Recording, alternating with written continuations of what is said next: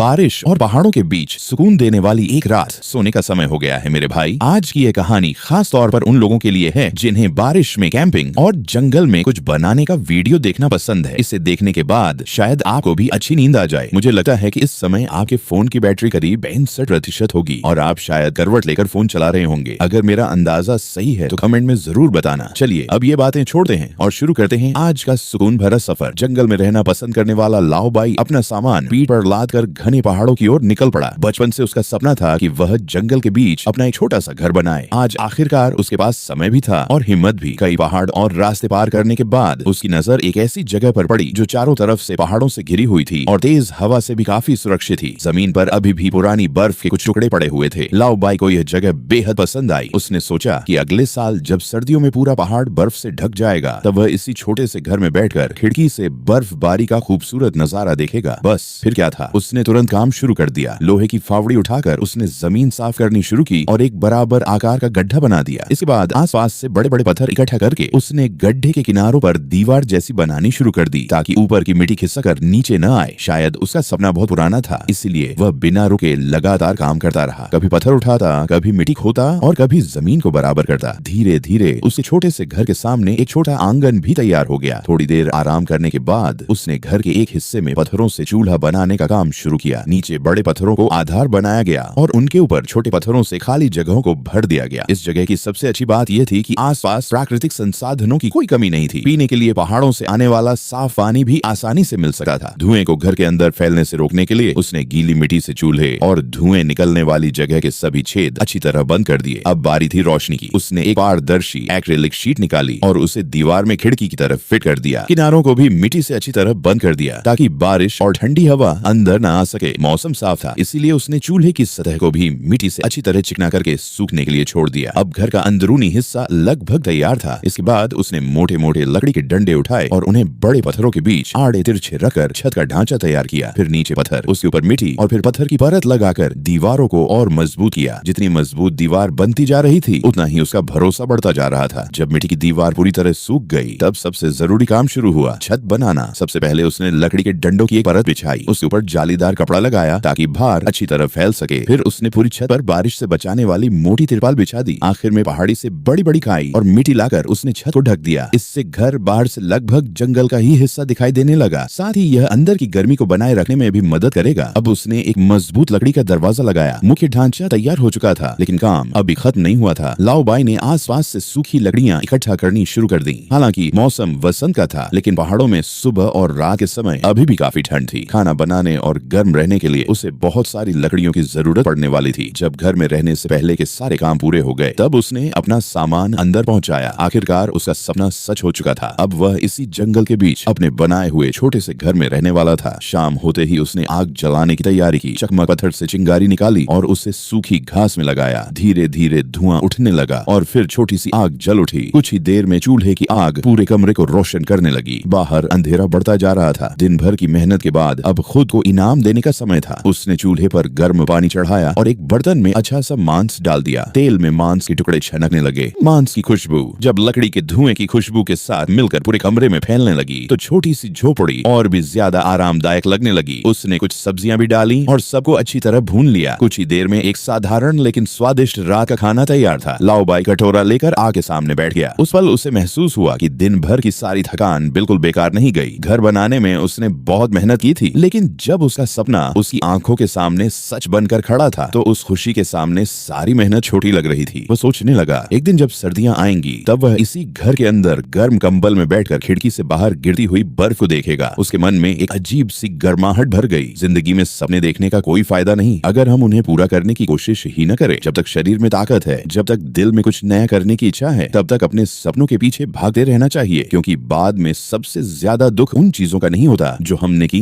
बल्कि उन चीजों का होता है जिन्हें करने की हिम्मत